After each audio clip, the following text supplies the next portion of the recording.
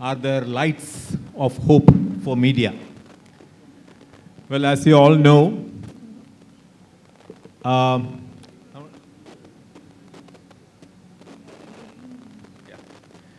okay, as we all know, we are living in times when media, like never before, is actually present in our lives almost 24 hours a day. Unlike a few years back, today, every action of ours, every thought of ours has been guided, defined, shaped, and maybe formed or deformed by the media. This is a particular feature of this generation of ours. Thanks to technology, this is the mediated life that we all are having now. But on the other side, there are so many bad things about media. Wherever you go, you seem to be, if you happen to, people happen to know that you are from the media, you're absolutely sure to get bashed up like anything. So people have a lot of criticism about the media and how the media conducts itself. So this is the major issue. So it's said that in spite of the fact that media is so much present in our lives than ever before, this is also the time when the trust on the media is at the lowest ebb. So this looks like an irony or some kind of a contradiction to me. On the one side, you have this great presence. On the other side, you have this, low level of trust that people repose on you. And there are so many other threats that the media faces now. This is only one part of the story I said. The threats, of course, India, as you know, has been ranked an abysmal 150th rank in the world in terms of press freedom. This also has been unprecedented. We have never been so low in the past. And there are various kinds of threats and pressures, external, internal. There are, freedom of expression is under threat. And there are, problems of media being taken over by vested interests, political, religious, and corporate, of course. And there are, this kind of increasing tendency of media itself being, being a lapdog of the vested interests. They themselves voluntarily get embedded with political, religious, and corporate vested interests.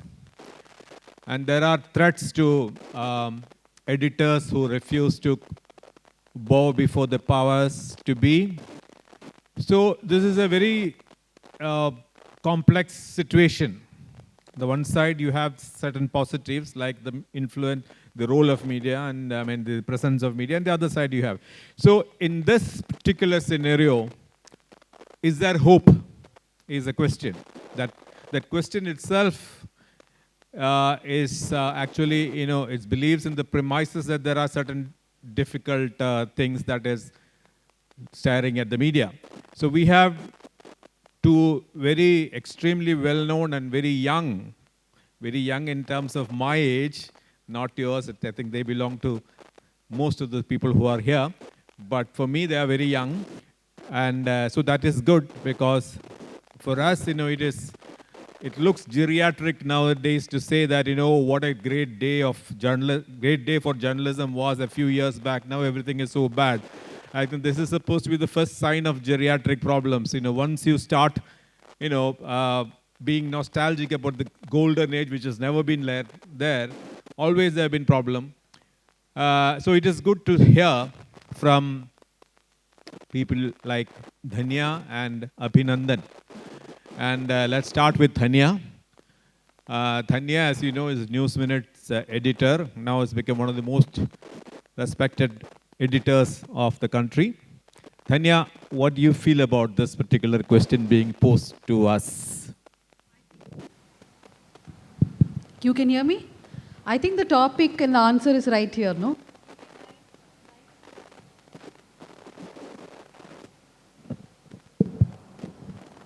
The question is there light of hope for the media? And you want to have the answer, just look at the stage. I thought it's quite obvious from the, I'm just joking. But is there light of hope for the media? There are some days I wake up and think, why did I do this job? Or why did I start an organization? What am I doing? Then there are other days I wake up and think, we have to do this today. We have to take this on. So that's primarily because of what's happening around us, right? When I started out as a journalist, it was a very easy thing to do. I mean, when I say I started out, I worked for India Vision, the Malayalam channel, for around 8 months. It was a learning experience plus a terrible experience, so I ran away. Then I joined New Indian Express. And then I joined Times Now. I worked there for 8 years. You can imagine how it would have been working in Times Now for 8 years. But after that, when I started the News Minute, I realized that the pressures of running a media house, especially a media house that still asks questions to the government, when all around you, you have seen people just turn around and they're complacent, they're okay with not asking questions. There's always that sight on you, the vision on you. People are asking you questions. Why do you write this? Like my own family, for example, when I was reporting on the Congress, when they were UPA, the 2 times the UPA came to power, they were very happy. Oh my God, you're reporting on 2G scam, very good. But when I report on NDA now, they're like, that is very anti-national. Why are you questioning the government? What the government does is good. So that is the feedback that you get over and over again from people around you, from the media, from the government. So there's a lot of pressure. But I think, I'm sure Abhinandan would agree that there's no other job that I would definitely do. I mean, and it's all the more exciting when the country is moving away from democratic. But let me ask Dhanya. Dhanya and Abhinandan are sort of, in a particular position in the sense they don't have a corporate manager to, I don't know about news laundry, but Dhanya definitely, she's the honor and editor and all. So for an honor editor, it is very easy to talk about... Actually, it is much more tougher because I have to pay people's salaries. I have to make sure the news organization runs. Right. And also, so it's very easy for me to actually put 15 pictures of Deepika Padukone in a bikini in a beach, right? It's really the easiest. Like half the time, that's what one of the biggest newspapers in this country does. That's all they do, and everybody comes and clicks that. It's very easy for me to go that track and ensure that people come. But it's for Abhinandan also. It's the easiest route for him, right? To do all those kind of things, because no matter how much the audience tells you, we want critical media, we want responsible media, the audience is also hypocritical. They actually watch all this, read all this, right? So it's much more tougher running a smaller media organization. Well, Abhinandan, let's start again with you, and we'll come back to Dhanya again. You can just start off about the basic question that they have asked. So just 2 clarifications again. A, I don't describe myself as a journalist anymore. I'm in a management role. As a CEO, you don't do much journalism. I did journalism when I was young. And the second thing is I'm not young. I'm going to be 50 next year.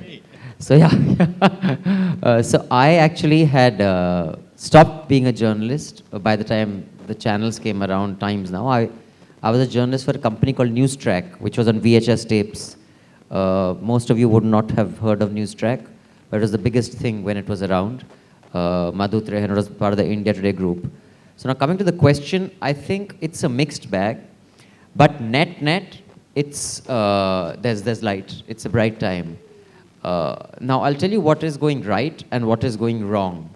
What is going right is technology and social media has made it possible for small people like us to set up news brands that have, we may not have the size and scale of the legacy brands, and I will come to that later. I don't think the size and scale of legacy brands can be maintained. It is economically unviable, and I can go into the details if you want, but I think the days of 100 crore to 2,000 crore turnover news is over. Now it's between like 20 to 80 crore turnover is 5 to 80 crore. That is what a healthy news brand will look like.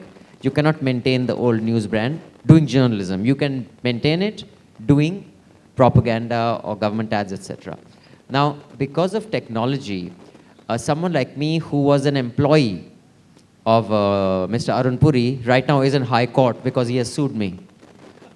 So that is what technology allows. A small employee of his who he would not even know the name of, today he knows my name and he thinks it's important enough for him to take me to court. Because I think India today does nonsensical journalism, which is not what we used to do when we were there in the 90s. So because of technology, social media, and a lot of other factors, such as the appetite for news growing, it is a very good time for small entrepreneurs who really want to do journalism to set up outfits that can actually call out and rival legacy brands.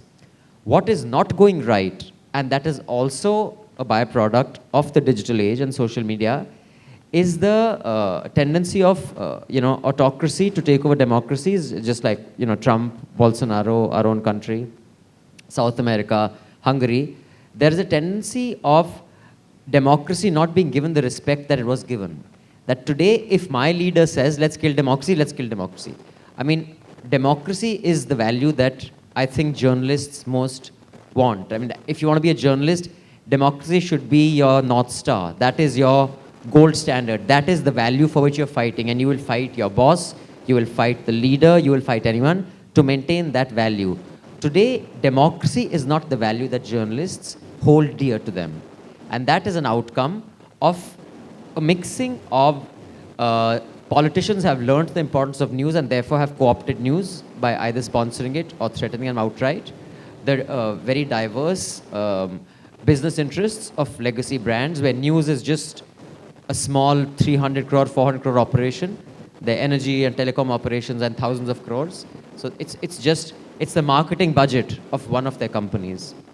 So that, and because of tribalism, because of social media. So that is what's going wrong. So and that actually, inhibits us because then we have to, she's had a raid in her office, I've had an IT raid in my office, I've been interrogated for 13 hours for nonsense, for nothing. And even they know it's for nothing. But those are things one shouldn't have to deal with. So if you were to ask me, this could be an amazing age for journalists, even to create jobs. Sarkars, the government is incapable of creating jobs. We are. They don't even allow us to do that. So it could be a lot better than it is now, but it is a lot better than it used to be. So that is where I am on this. Well, Abhinandan, one of the usual questions that comes up, one of the questions that comes up actually is that this conflict between the legacy media, between the media and the social media. So this is we often hear that this is legacy media, in spite of all its warts, had certain checks and balances. There was this when we were all journalists, I mean, in our earliest days, we had to go through various gatekeeping mechanisms and to get even one of the stories out there in print. But that is not the case with social media. Initially, this was this was seen as a great blessing, great leap forward for democracy, and there was no corporate ownership. There was nothing. There was market. Was no more the king. So anybody could actually bring out. So this was supposed to be a free republic. But over the years, we have seen that social media has become the most toxic vehicle to spread the worst forms of the basest instincts of human beings, like it could be communalism, misogyny, casteism, upper caste, bigotry, everything. So this is something which is, not that legacy media was doing everything perfect, but do you see this is a really serious and credible criticism level like in social media? So, see, I think there were many things that were great about legacy media. I am a product of legacy media. I mean, but it was a lot more quiet and calm and peaceful But that doesn't mean there were not huge compromises being made at the back. Just to give you an example, we did a sort of, we haven't published it yet, but we see what are the kind of corruption exposés that happened. They started happening, some churret lottery of Arun, Madhya Pradesh chief minister. Of course, the first one was the Jeep scam of in Nehru's cabinet, but that was just one. But it actually started happening a lot more when broadcast came. But broadcast is toxic, and actually, I would say broadcast is worse than social media, which is a form of legacy media, because social media, these are people with no credibility. They don't have the town square. They're not on the pedestal. Anchors are on a pedestal, and they actually display more bigotry and more sexism and casteism than a troll on social media. So I think in that sense, legacy doesn't have any one up there. What I'll tell you a big difference is, and I do think the values of newsrooms were a lot more noble back then. But so were the big compromises, because we took certain things for granted, and it's no one's fault. Every generation has different expectations of their lives. Today's generation is more rebellious than my generation. My generation was more rebellious than your generation. So I think, for example, the example I give to everybody is in 1984, when the Prime Minister of the country was assassinated. I was in Dehradun, I was a schoolboy. I just heard that Sugam Sangeet, I think it was called, and Mrs. Gandhi lying in state. I didn't know what was happening in the streets of Delhi. In 2002, we knew what was happening in the streets of Gujarat. 2 years ago, we saw what happened in Delhi. So I think legacy media could not cover that, A, because of resources. They didn't have broadcasting. But also because there were certain lines they didn't cross. So I think every generation decides to push the line a little further. My worry is that the generation that are digital natives, who have grown up with the internet, their lines, I'm sounding like an uncle, are a bit warped. But I hope it'll get better.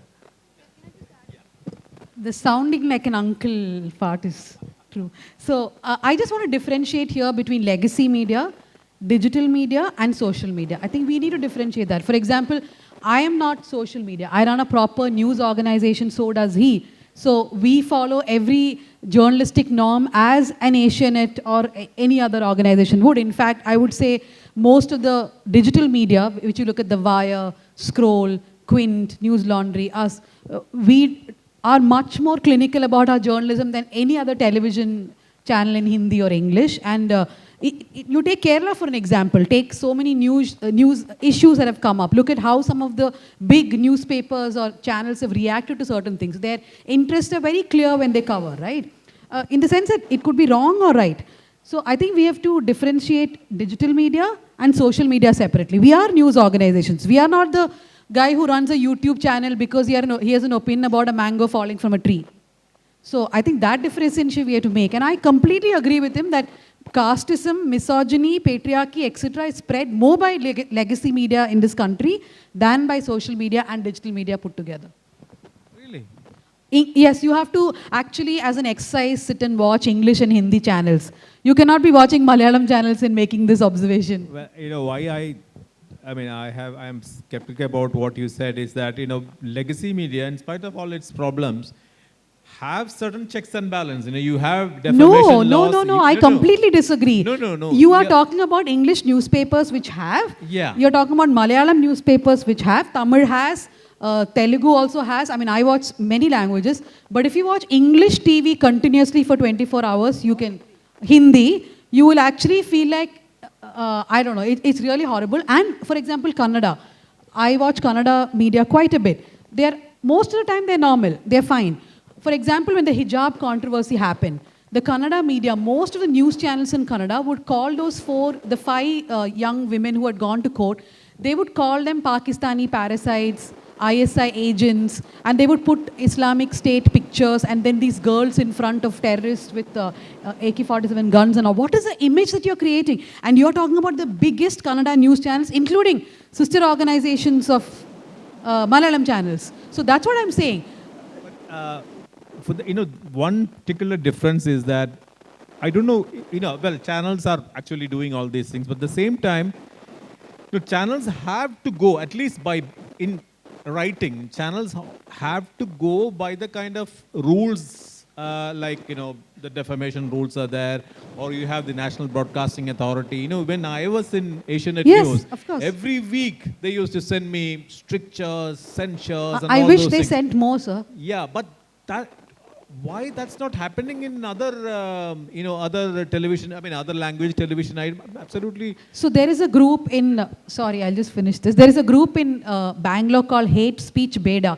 You should read about this group, Hate Speech Beda, BEDA. It's a group of lawyers, students, activists, all college students. So they volunteer to actually sit and watch this toxic nonsense on TV.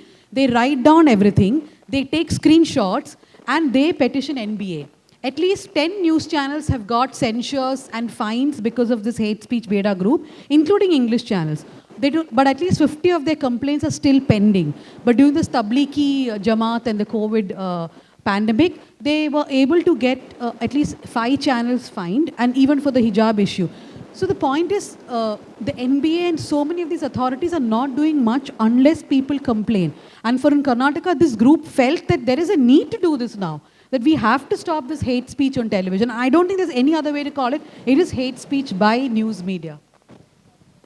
Okay, so another point is that journalists themselves selling themselves off to the vested interests. Like, this is something which we come across much more than any time in the past. When we all, we were just young reporters and all. There were so many. We are all absolutely aware that at least this guy or that guy was with this particular political party, or this, they were religiously inclined and all. But now what you see is a en masse movement towards vested interests within our profession. So what's your take on this? Do you see such things, or why such things are happening? But no, Abhinandan can start. Well, I think it's a complex set of reasons why that is happening. But I quickly want to just have a brief intervention, the earlier issue that News Laundry, we've been around for 10 years. We have had to correct 2 stories, 2 in 10 years. We have a weekly show. We have 2 weekly shows. We point out what's wrong with the other channels. We have more content than we need every week. In fact, just a few days ago, the Times Group, which is the largest legacy media brand in the country, ran photographs of stone pelters at JNU. One of the photographs they ran was my journalist who was covering a story there. So we sent them a letter. We sent them a mail. And while defamation exists, they use it against people like me because I'm making fun of them, and I call them out on a weekly basis, and I will continue to call them out. They've lost the case. India Today lost the case earlier. They've gone into appeal. They have no case, but the point is they will continue to do that because they have the money to hire lawyers, and they think we don't. It just so happens that most of my friends are lawyers, so they don't charge me. So they can continue. But not everybody has friends who are lawyers. So the power dynamic is... Now, coming to journalists, I'm not one of them who believes that journalists should not make money. I think journalists are extremely, or at least should be, extremely intelligent, diligent people who deserve to make a comfortable living. Especially when you're young, and if you're in your early 20s, mid 20s, late 20s, you will go where you are paid. I think the responsibility has to be with the owners. In every society, and in fact, there is a very good lecture by a professor called Jared Diamond on why societies collapse. And he has studied societies from the Norse to Rwanda, and he's set up 5 reasons. One of the reasons that is when the short-term interests of the elite, of the resource elite, the power elite, are at ends with the long-term interests of the rest. And that's what's happening with media owners. So, I actually don't even blame audiences. It is not unique to India or to 2023 that people will want to see a girl in a bikini more than they'll want to see what is the problem with the corruption in any municipality. That was true in the 2000s, that was true in 1950, that was true in 1920, that is true in India, that is true in Norway, which has given birth to Big Brother, which we watch as Big Boss. They are the original, reality show. But the point is that the people who were consuming news were consuming it for reasons that were important enough to have interventions that would change governance. That is not the case today. Today, the audience that is looking for that is the same. So, in one sense, technology and convergence has made it possible for people like Dhanya and me to set up news operations. But at the same time, earlier, Times of India was not competing with Playboy or Debonair. Kind of, I mean, Debonair was trying to be slightly serious. But Hustler and New York Times had a very different audience. With convergence, it's the same audience. I want eyeballs, and that's it. So that is why that's happening. And I mean, there are ways that can be, that I think that is correcting itself, and that will. So I would say, today, and it is, and this is not any anti-capitalist statement, I'm no communist, but the fact is that when the primary value system of any society becomes wealth, when that society is as deeply unequal and imbalanced as India, no other value matters. Honesty doesn't matter, okay? Bapu can keep saying, you know, the truth will set you free and all, doesn't matter what Bapu says. Donald Trump is the hero there. Even within Republicans, so many of them cringe at him, but he will be the guy because he represents success. Adani and Ambani, a man who is starving today, who doesn't have enough money to pay the fees of his children, but is a hardcore Sanghi, is defending Gautam Adani. I mean, it is brainless, it is idiotic. But that is the value. So I think leaders make a big difference. We need leaders who tell us this is a noble value. Right now, we don't have those leaders, at least at the center. So I think that the problem starts there.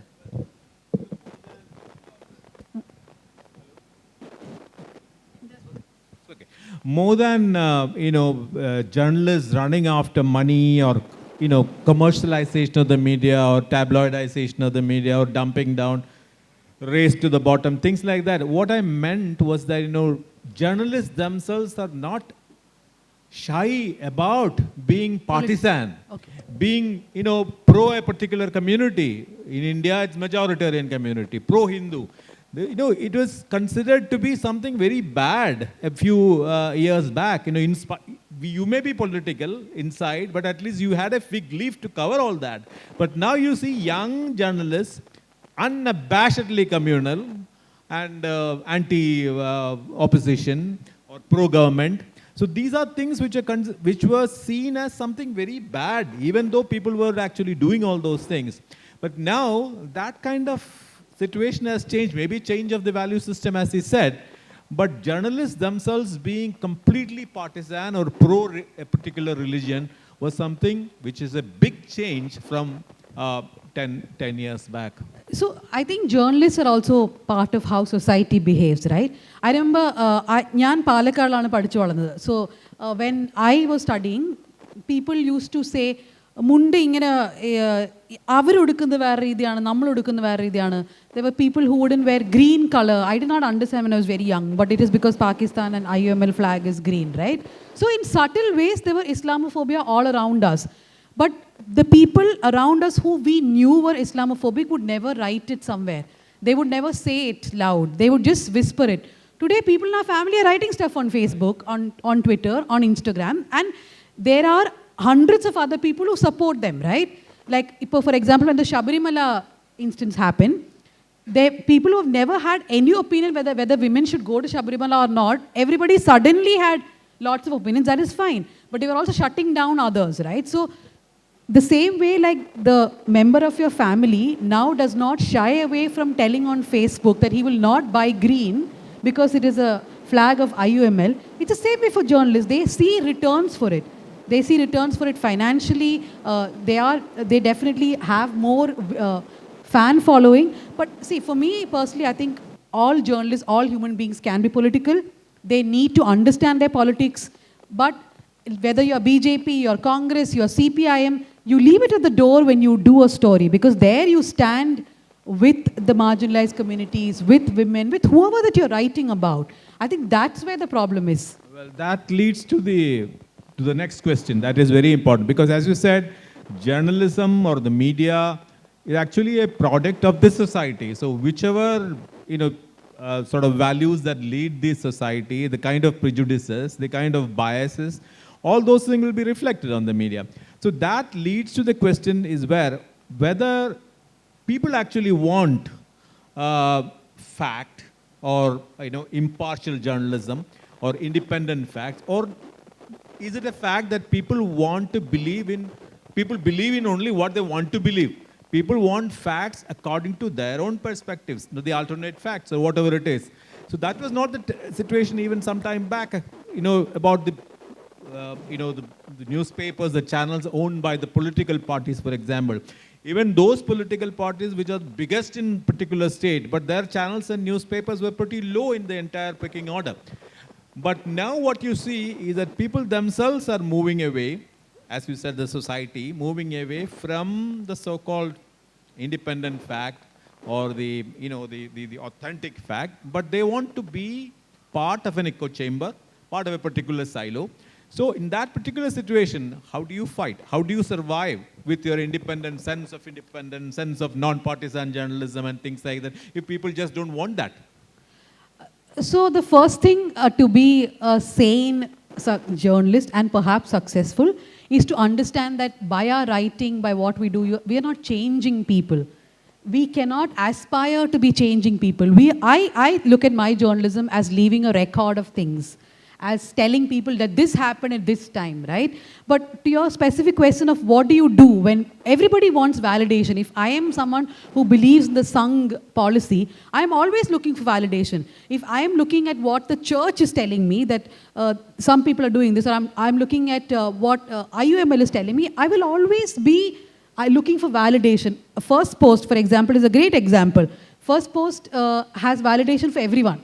They will write Salman Khan is bad, they will write Salman Khan is good, they will write Salman Khan may be good or bad. So whichever article you like, you can share that. Because First Post has given you validation for everything, right? So, but there are issues in which you can touch the conscience of a society. Look at so many examples in Kerala. There are so many stories where a lot of people in the media came together to report in a certain manner. I can tell you one quick example. There was this young couple from, I can't call them couple, school children from a school in Thiruvananthapuram. I forgot the school name now.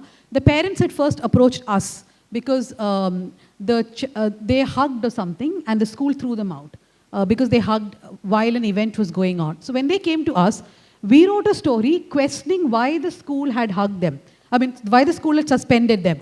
So everyone who reported in the same vein. Now, if we had asked the question, oh my God, children in their teens are actually hugging and kissing each other, this is horrible, everybody would have reported the same way, right? So there you created a thought process within the media. The whole Anupama adoption story, I know that divided Kerala. When Anupama lost her child to her father giving it away to an orphanage, Kerala was split into two groups where somebody is saying, achchan cheythu sheriyanu, achchan cheythu sheriyanu. But there was that big voice from within the media itself which told you that it's that woman's right which matters. She was not given a choice. And slowly, steadily, didn't we change people? So change is slow, change can be frustrating. Maybe we will not change anybody, but we still continue to do it. Abhinandan, what about this?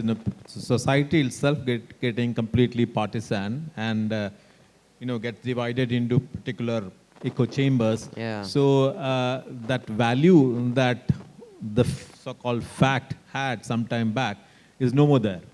So I think tribalism is one of the offshoots of digital age and social media. Time magazine did a very good cover story about 6-7 years ago. And they diagnosed it as the online disinhibition syndrome. So you get completely uninhibited when you are commenting online. So, and I'm sure, we've all experienced it, like at a gathering like this, I've been at other events and someone tweets to me in Hindi, it's a lot more crass. But he says, Saleh, I saw your bloody face on stage. I want to come and break your ass. So, but he didn't come and break my ass. I didn't know who he was. I mean, he could be anyone sitting here. But it didn't stop him from saying it on social media. And in fact, the reporter who did that cover story for Time set up a meeting with one of the trolls who would completely keep trolling her. And he showed up at the place where they had set up. She waited and he left. And She asked him, he says, I came, but I didn't have the guts to come up to you. So online disinhibition syndrome has made that all those bigots in our family to come out and say it. People who I have known for decades have displayed, certain sentiments which I had no idea they had. But they will not say that when we are sitting together in a social gathering. So now that online disinhibition syndrome was identified and captured by a few political parties and political leaders. And unfortunately, one of the smartest who has been able to weaponize that for him is, in power today. And that aspect, which was an outcome of digital age, which is tribalism and people saying things that they didn't say. So now it's the fringe, it's wag the dog syndrome. And I like to take international examples because if I take examples from it, it becomes too partisan. Someone here may support. So let's take the example of the US. There is an extremely informative podcast where they have done a research that Trump is not actually that popular among the moderate Republicans. But because the base loves him so much, everybody goes down that route. People who had condemned him for election denialism 5 months ago, now that they want to seek election, are reversing their... So, which is why I think often we blame societies more than we should, because we have to blame leaders. A leader is a leader for a reason. And you have to, the responsibility for change and responsible behavior is with the person with the most power. I mean, I cannot be driving an SUV in Delhi and saying Delhi's traffic is crap because of the cyclist. No, it's because of me. In fact, in Netherlands, they did an experiment. People like us who drive alone in a car, they got cyclists to put a frame, a bed frame around them, very light, and they just put it. And it's not a cycle around like this. So, and it was an inconvenience to everybody. But he says, why? I'm one, I have a frame around me. You are one, you have a frame around.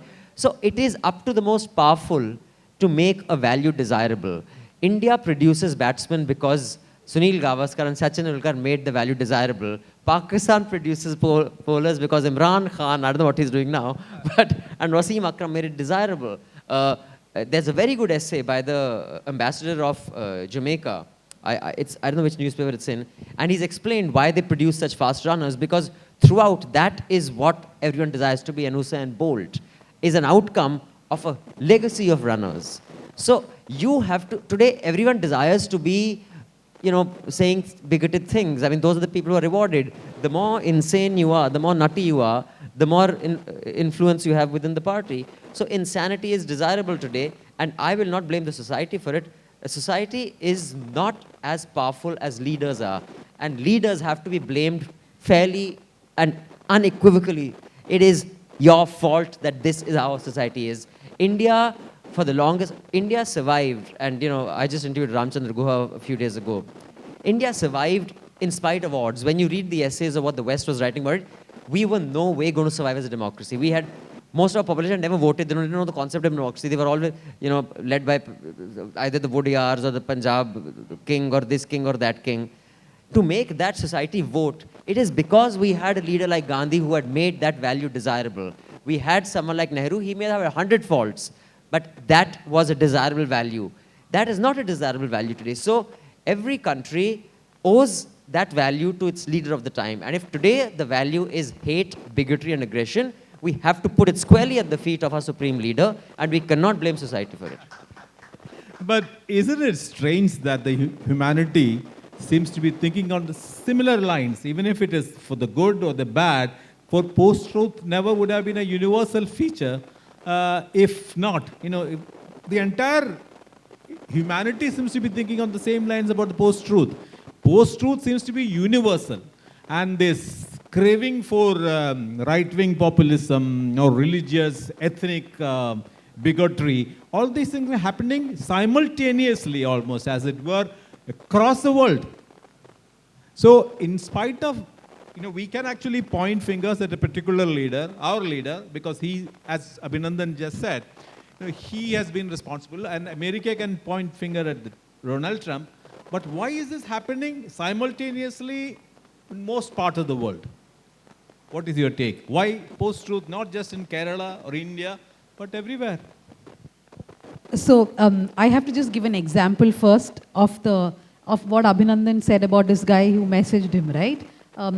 I had once given a criminal case against 5 people. I didn't know them, anonymous people who wanted me raped and my child killed and all that stuff. So I gave a case. This turns, we don't know who they are, and I'm telling you, Twitter would never have given their IP address. The cops would never have traced the guy. But this guy went and filed an anticipatory bail for no reason. So his identity was exposed. Otherwise, we would have never known who was behind his Twitter account. I met the guy. His mother calls me. She's a widow. He's a young boy who works in a mobile repair shop. He repairs mobile phones. He has never heard my name till that day. He never knew about my existence. But in the WhatsApp group, it came saying, "Ee stree വേറൊരു film actor ന്റെ fan ആണ്. അപ്പോൾ നമ്മൾ ഇവരെ തെറി പറയണം." So he sent me abuses. And when I gave the case, he exposed himself, right? Then he sent me an apology. What a long process. I took the case back. Today he calls me Akka. If you actually Google his name, he is quoted by most newspapers now as the fan club leader and all that. But he stopped abusing women after that. After that experience, I become more tolerant towards abusers online because I realized that half the time they don't even know us. They are simply there because somebody else has told them to do it and they do it. And he has become more, he's become less abusive, I guess. His entire gang has, because they also fear repercussion. Now, about why is it happening, I don't know. I mean, I don't want to even think about why is it happening, but I am constantly thinking about when is the reversal going to happen. Is it 10 years, 20 years, 30 years? But when I went to Germany, we were actually in Germany together for an event, and people in Germany were telling us how there is a right-wing resurgence there. In fact, when the time we were there, I think 4 years ago, they already had 1 or 2 people who had won in Germany from the right-wing groups, and they even were supporters of Nazis. So imagine if that's what is happening in Germany. It's not surprising. I mean, I'm sure it's changed Even much more. Scandinavian countries. So I'm constantly focusing on when is the reversal and not why is it happening anymore. Do you have anything to say, Abhinandan, about the universal situation? Well, one is definitely technology, tribalism, because voices that weren't heard earlier today can say things and suddenly realize, oh, those guys also think like I do. Even those guys are okay saying that so-and-so should be beaten up or raped or whatever. So that tribalism because of social media, that's one reason, and leaders weaponizing it. And they learn from each other. Like Bolsonaro learned election denialism from Trump.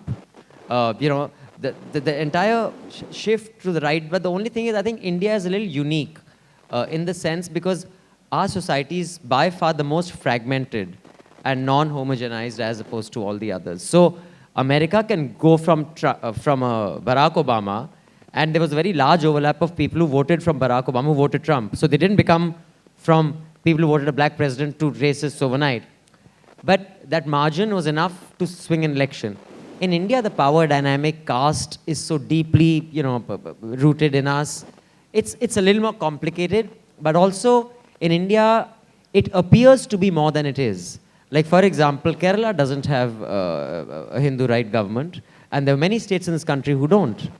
But because we have a central government that does, it seems bigger than it is. In sheer numbers, it is not that big. And there's a very small sliver that can move the entire trend one way or the other, which is why leaders matter.